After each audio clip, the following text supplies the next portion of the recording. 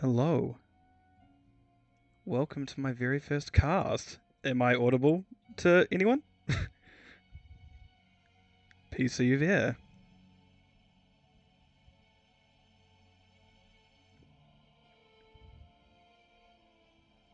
Excellent, excellent. I can be heard. Am I still too soft?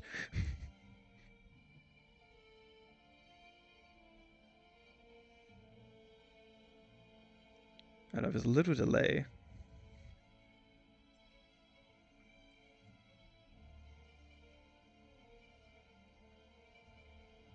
Could be a little louder.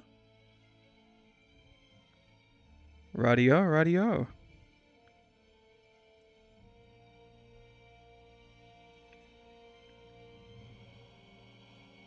Right. Do you think that's a comfortable level now?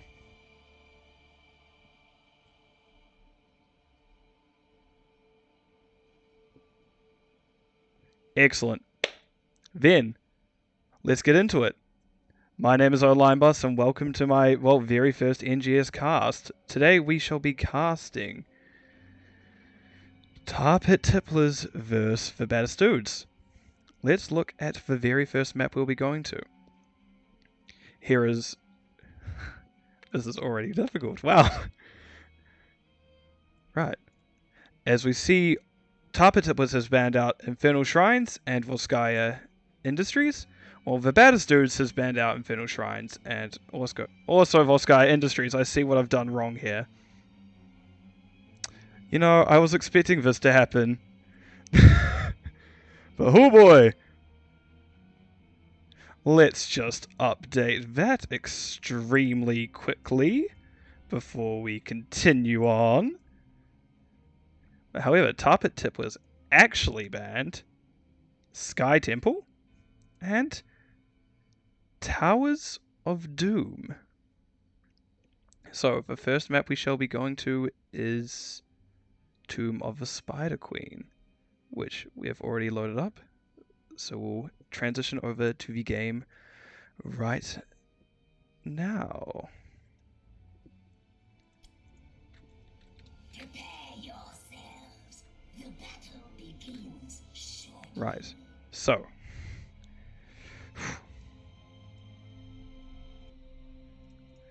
On the left side, we have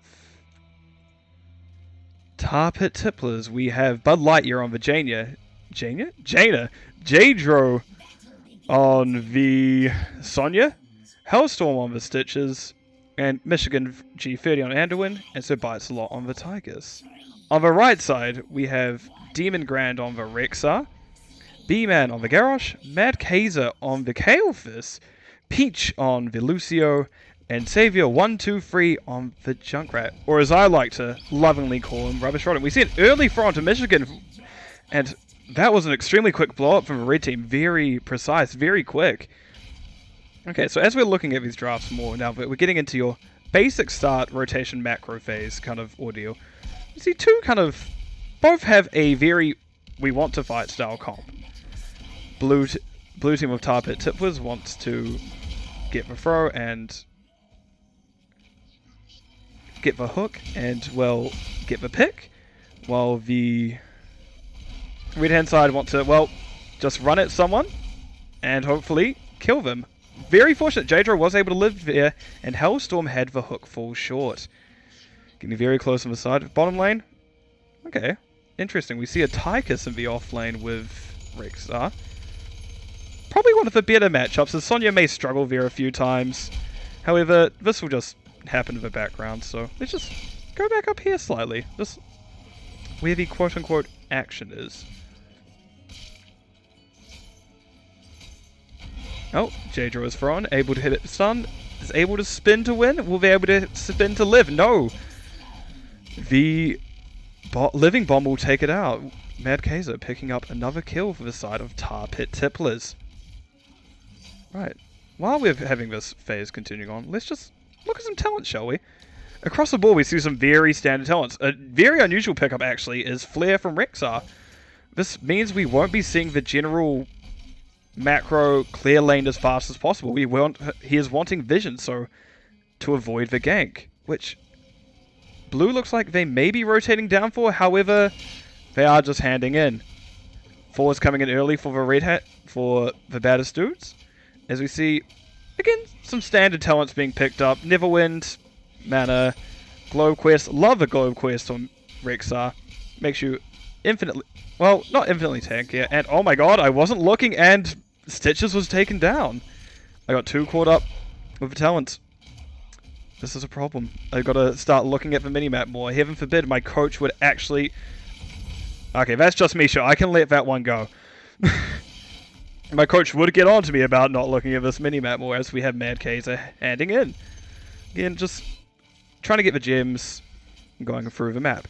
However, for new people who are not used to Heroes of the Storm, this map revolves around an objective called the Web Weavers, where teams will try to... I keep getting interrupted by kills. This is already quite a high killed game. For this time period, this is a high kill game. However, I'm going to look here before I say anything else. Excellent throw by B-Man, able to get the boot back as well from Lucio. However, Hellstorm, tankiest of tanks. Stitch is a lot of health to get through, and those two in particular don't have the highest kill potential, as I was trying to state before. Okay, bottom camp's being taken. Excellent siege should add more pressure to the map. For those unaware of how this works, there's no defined piece. You are new to Heroes of the Storm. Both teams will be trying to hand in gems to basically summon Web Weavers to help them push into the enemy's forts and keeps. Mad Kaiser got hooked there, very close to going down. However, Sir Biteslot is able to get out. Not much happened to that trade. However, blue team does get the earlier Bruiser camp, so it should be able to get that extra macro pressure onto the gates of a red team. We have 7s come through now for Tarpit. No, for Baddest dude. So we have an excellent start. We have an excellent start to the red hands. Man, this is difficult solo, but I'm going to try my damnedest. The Baddest dudes does have a good first initial leave, and they actually indeed get the first Web Weaver phase. So now we'll see Web Weavers basically drop from the sky and help the red team push into things. Hey Lich Queen, how you doing? Good to see you can make it. We just see some general posturing for now. Red team looks like they're going to have a nice push top, and may in fact commit to it, while blue first commits to clearing bottom. Misha goes down again. Demon Grand, we're going to need to talk about how you treat your animals. I'm just not happy with this currently. But yep, again we've got to just hard push top. Now top is an excellent lane to push because just above here, just creeping slowly up, there is a boss. However, we see Bud Lightyear thrown and falling into the combo. Hellstorm with an excellent friend hook is able to get Bud Lightyear out. Don't know if Bud Lightyear would have died, but definitely helpful in this situation, making sure, well, blue is not losing yet another hero. In saying that, down bottom, Demon Grant is able to pick off the Sonya. This is looking to be a very strong start from the Baddest dudes. However, B-Man is hooked here. Lucio does speed boost to help try get him out. The W comes out from B-Man to save him. He is barely holding on, and no! Hellstorm with the last auto to finish him off. My word, we are definitely in a high amount of kills for this time so far. Right. Okay, now we're just calming down a bit. I see. Just quick fights. Someone died somewhere, and then we just calm back down. However, we're coming into the blue Web Weaver phase, and that means we got some more pushes. Typically with the second Web Weaver phase, because of the time and how objectives scale, we should see maybe a bit more value here. However, red has still some very good clear for the objectives, and we should be able to see a few of these melt. However, I do expect to see gates go down depending where blue decides to push. Okay. Everything so far, so good. Hellstorm gets tossed and taunted. However, Jaina's... Oh, that Junkrat mine will actually get Hellstorm behind the tower, and he seems very stuck. Throw comes out from B-Man, throwing Junkrat on top, and he goes down. Anduin goes down to the front gate as well. Oh my! Will Reptile be able to do anything here? Let's just watch it go. Probably does a decent amount of damage to Bud Lightyear actually. Excellent stuff. We still have Web Weavers pushing through top and bottom, and ultimately 2 front gates and 2 kills out of... 2 front gates for the blue team, but 2 kills out of for the red team. Kind of balances out the objective slightly, and we have Kael'thas's quest come through, Mana Addict. This will give him a nice defensive against the Stitches blow-up. Right. While we have a little bit of time... Hellstorm, you nearly made me a liar. While we have a little bit of time... Oh, no, never mind, Michigan's getting thrown. I'm just not allowed to talk. And that will be the Jaina going down. Anyway, to quickly go over 10s. Leap from Sonya. Gorge from Stitches, both pretty standard. As well as Frost Elemental from Jaina. Light from Anduin. And Odin.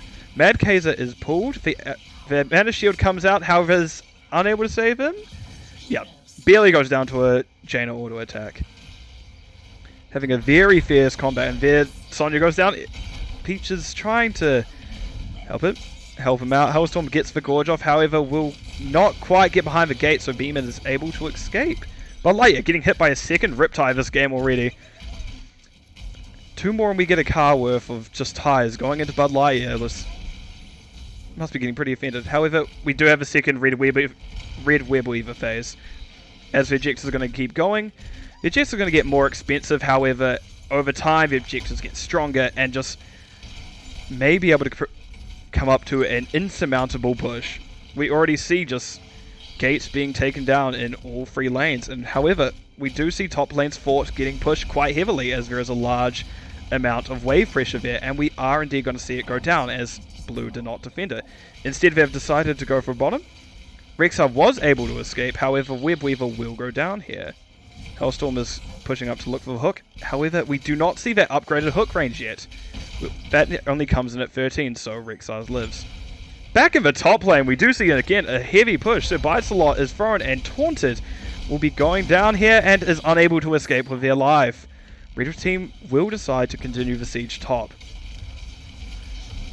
And blue now responding. However, keep does go down. This is a very good early keep for the red team.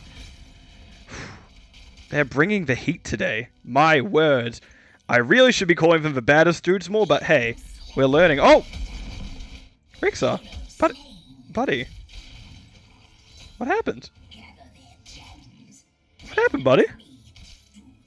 Well, no.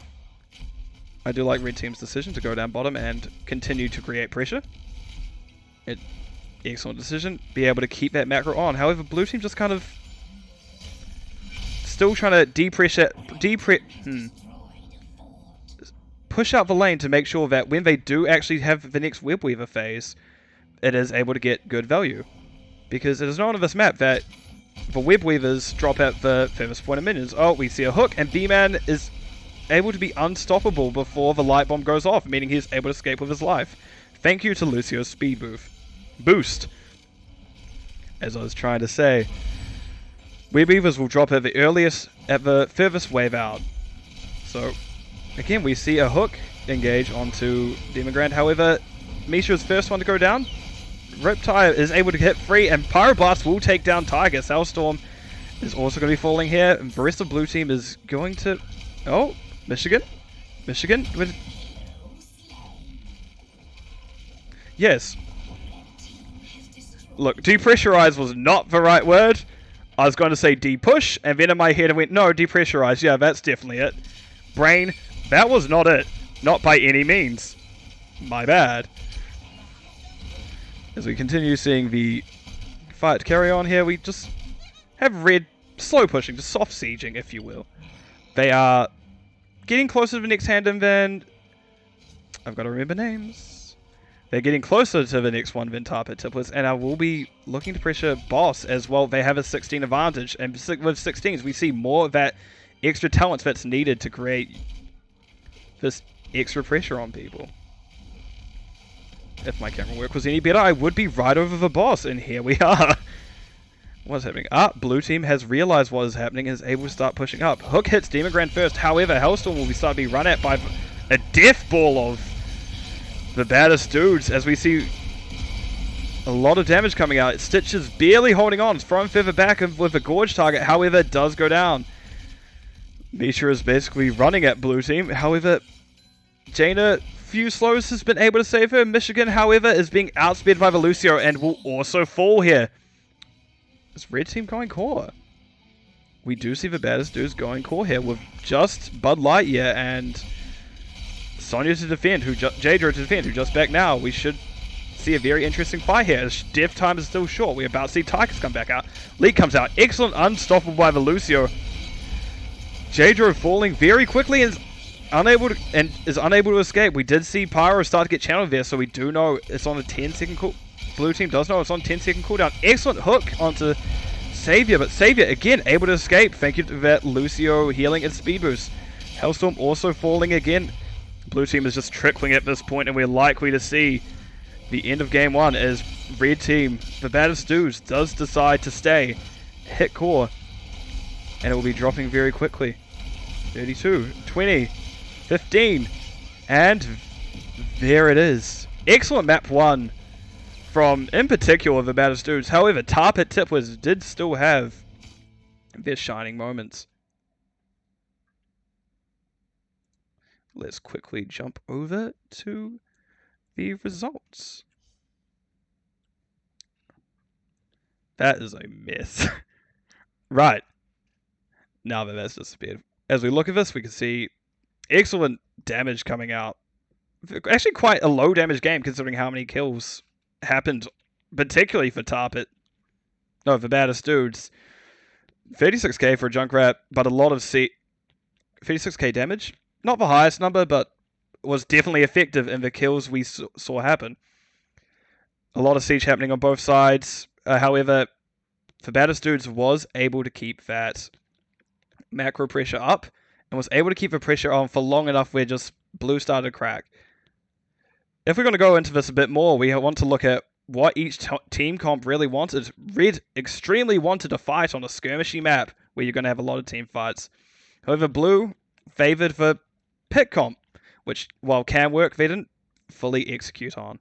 They were very close, but unfortunately when it came to objectives, they just didn't have the staying power, or they didn't have the CC to actually let them damage through and get through that fight. Right. I am going to briefly throw it onto the map view for the next match while I load it up. I'll be back in a few minutes.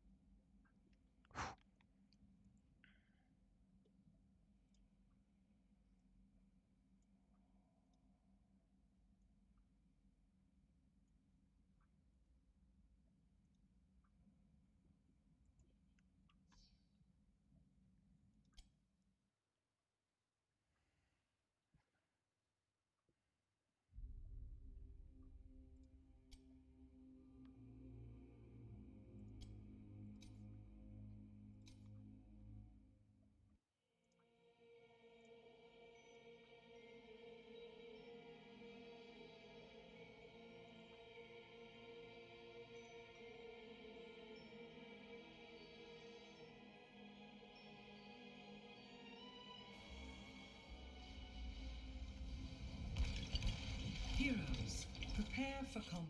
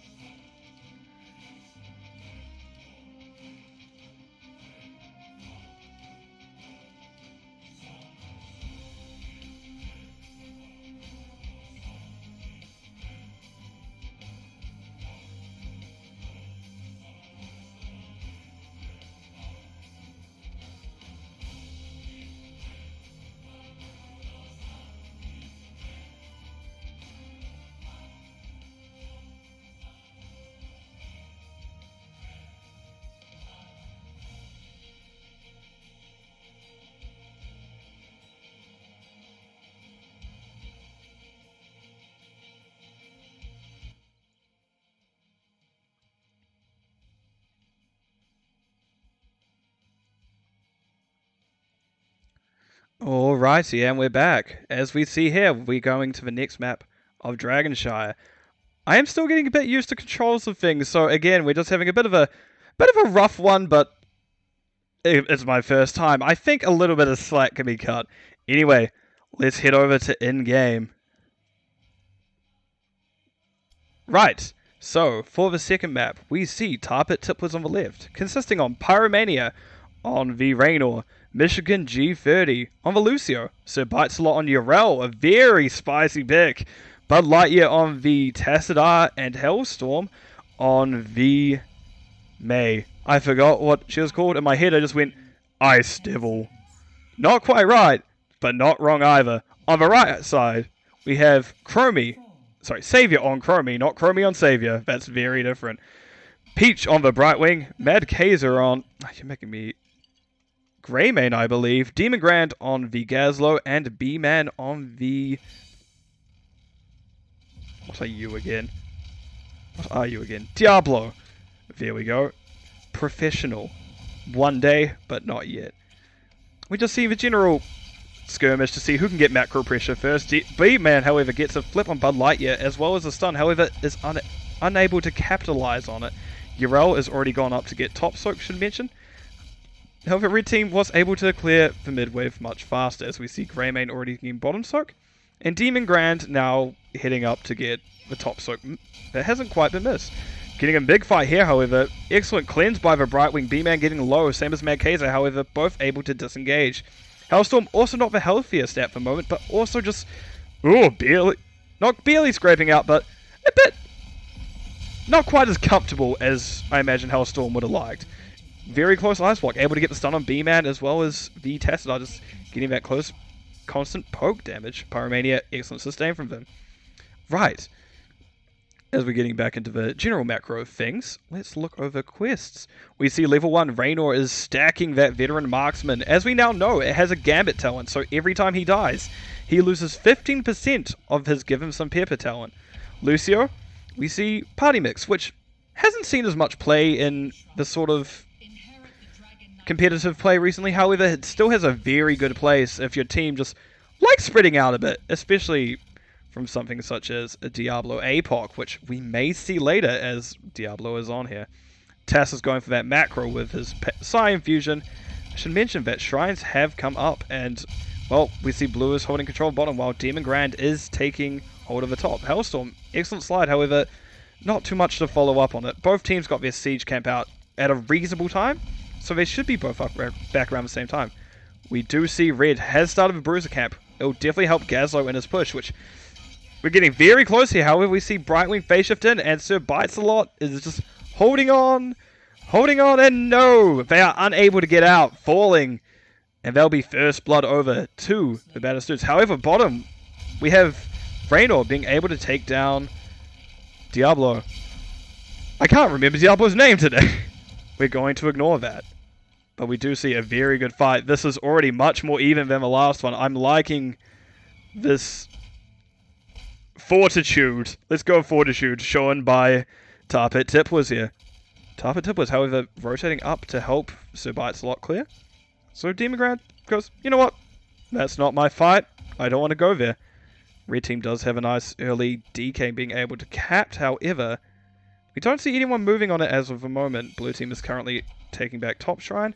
Red Team, bottom camp. Excellent considering they have seen blue top.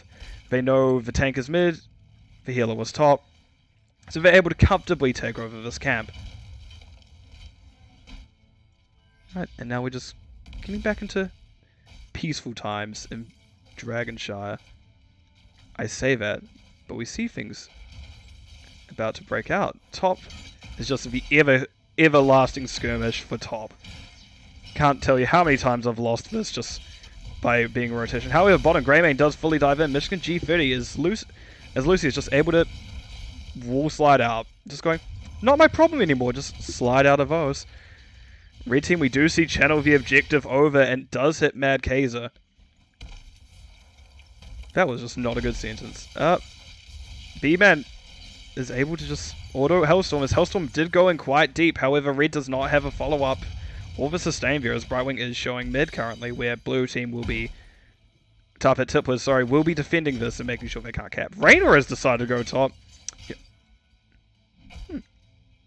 Interesting. Very interesting. Raynor is a lot of the consistent damage needed by the red team, so it's very interesting to see that this trade has happened, especially with URL rotating down. However, it does get the first flip, charge into wall. And Hellstorm and Sir Bites-A-Lot both sitting about half health. The Hellstorm getting hit by the Chromie W's as they're going down. Red was able to channel the objective during that time as Blue is on the retreat. We continue to see this fight top, however, actions down here. As much as I love the offlaner, playing one at the moment, just look at this pretty objective. Everyone wants to look at the objective and where the teams are. Not at this. The thankless job of an offlaner, you're never getting camera time. Except Urel, who's decided to go, it's my time to spotlight. As we see blue teams defending in still all three lanes. There's a decent push going down bottom with Greymane being an excellent sieger, creating that just split pressure away from the DK, and as they're able to take front gate in both mid and bottom lane. Not to mention that top lane lost it earlier because of that bruiser camp. This is excellent stuff from. This is an excellent showing from the Baddest dudes currently. Give some roll up by Greymane. Not much CC to lock them down, so. Ooh, Chromie Ooh! Chromie! Savior 1-2-3 with an excellent kill. And now I look at it. I see why. Deep breathing at 1. Not taken as often nowadays as you see the. I can't remember what it's called. It's the talent that gives you spell power and can give vision. You see that picked up more often recently because just it not needing a questing talent. However, it's already paying off deeply. We see an excellent charge into flip. May takes a lot of damage, is hit by the rewind, however is able to get Ice Block up, but will still go down. Just a lot of damage coming out from the Baddest dudes. But Chromie Falling Sands nearly takes out Bud Lightyear. Just, whew. It's got to get you sweaty just watching some of these, just like imagining the players just going, panic. Excellent play by the red team here, however, taking the well, so we just have that source of healing and mana turned off for the blue team at the next phase. Urel started pushing gates, however Gazlo is a bit quick, is quite ready to rotate up and make sure that Sir Bites-A-Lot cannot get too much value up there. Bad Kaiser goes in, just looking to hit the wave. The Hellstorm has walked straight into an hidden Diablo. Diablo will walk out, gets Sir Bites-A-Lot. Sir Bites-A-Lot uses Sacred Ground to be able to armor through a lot of the damage. We'll jump out of it as we're getting rewound. Grabber Bomb hits just Sir Bites-A-Lot, taking a lot of damage. However, Ice Wall was an excellent disengager, as well as the Black Hole from Tassadar. We see a lot of ults and damage coming out, but really no kills. Excellent play by both sides, being able to be able just to live through a lot of that damage. Yep, excellent. We're seeing just Bruiser Camp straight out here as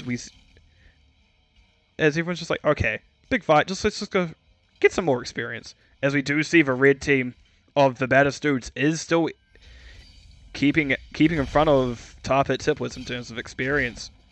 In fact, we can take a look at that. That was APM, not experience. Yep, we see breakdown here. Definitely more hero kills on the more XP from the hero kills on the side of the Baddest dudes. However, they're also winning out on things such as minions, being able to get that early bruiser and bottom bruiser camp. Excellent arm by it. We see an APOC combo coming out. Hellstorm was hit by the APOC charge flip. However, May is a very, very tanky tank, provided she has Ice Block up, and was able to survive with that. Time traps are giving vision of Hellstorm in that bush still. So red team knows what is happening and is able to rotate safely through it once they see the May leave. May getting charged, and actually is not flipped, so she has to stay in. Ice Wall unfortunately doesn't hit anyone, however B-Man is trapped on from his team. Hellstorm is able to just walk away. We hear Curse Bullet go out and hit Hellstorm. I'm saying Hellstorm a lot this game, but the tanks do get very much bullied. As we see, red team is running a front-to-back comp that will readily blow up the tank if given the time and the place. Well, the Hellstorm does disengage. Michigan G30 still playing quite aggressive, decides to back out.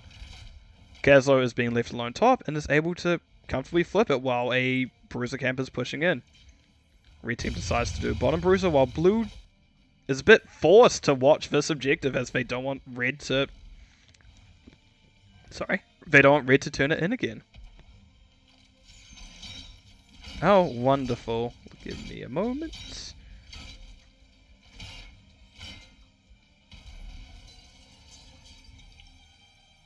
As I just have to hop over here. I don't know how to do this.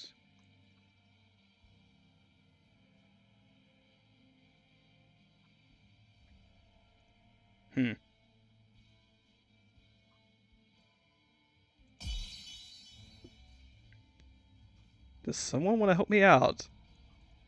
Does someone want to tell me how to delete messages, especially from things such as bots? Sorry about this, everyone. Lich Queen, are you there?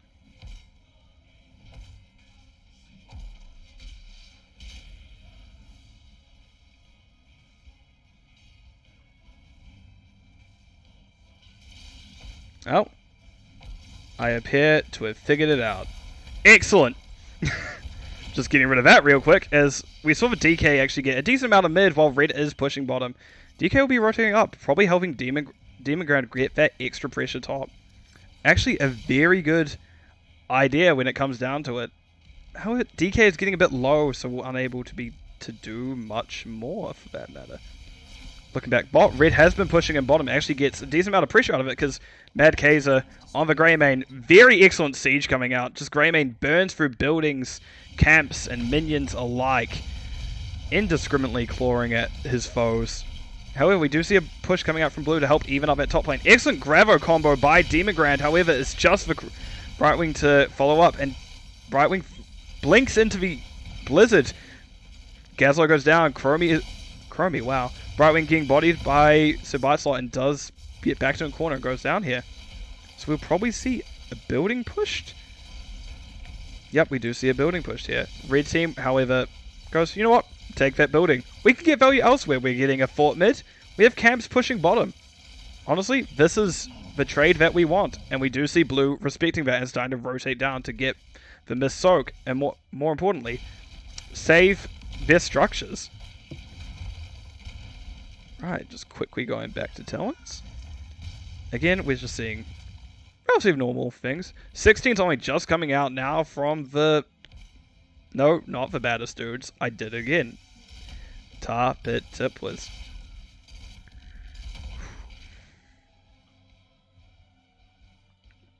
Okay. We're starting to see the teams group up more. We're getting into a very dangerous stage of the game where one death can cause a very long, well, problem, I guess. Where you're missing one person and the other team could go, okay, I know what to do. As I say that, Savior goes down. However, B-Man does dive on Pyromania. Gets pushed away by Raynor's Q. And unfortunately, Greymane also falls down there. So let's see what actually Tipplers is able to do now that they have a slight number advantage. As we've already seen, the gate being taken down. Urel getting the side soak. Excellent idea. As we still have a 4v3 in mid. Yep. Tipplers using this wonderfully, trying to bully up the Baddest dudes and trying to take a fight under their keep is not necessarily the best play, but oh no, that is Gravo into APOC. That's a lot of health going off the blue team. Reyno's able to get out while Hellstorm is able to also walk away. Bit costly there, but honestly, could have gone much worse considering the combo that went out. Very fortunate that both Chromie and Greymane weren't there to follow up. Okay. And now we go back to calm. Just a few abilities thrown out. Objectives getting captured. However, Demon Grand is about to lose the calm as we see blue start to rotate up. Excellent Ice Wall on from Vermeil. However, it does not quite have a Blizzard to follow up. Demon Grand is quickly losing health. Excellent side by Vermeil, booping Demon Grand back into the team, and that will be him going down. Red team saw this happening, however, decided to take Bruiser Camp. We can't save the Gazlo, so we may as well take something else from them. As we see them decide to push this camp.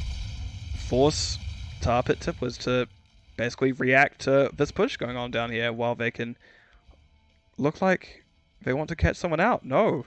We see a very aggressive rotation from both Hellstorm and Michigan. However, no damage is near them.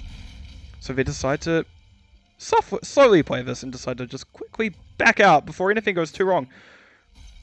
Brightwing, buddy, what were you doing there? I don't know how I missed that.